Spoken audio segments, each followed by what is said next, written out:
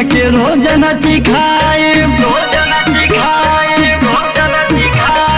अपना बलमुआ के लगही सुताई बाकी है जवनिया के रोजन चिखाए हो वाला काम ना बराबर होई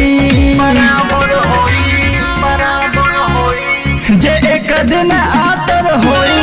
सजनवा ना पातर होई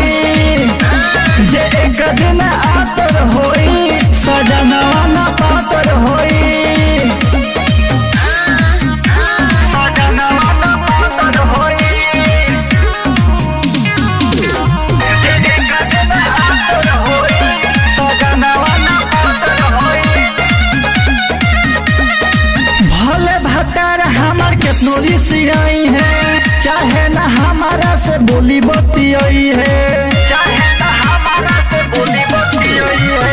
भले भतार हमार केतनो रिसियाई है चाहे ना हमारा से बोली बतियाई है गुस्सा में आँख भले चाकर होई जे एक दिन आतर होई सजनवा ना पातर होई जे एक दिन आतर होई सजनवा ना पातर होई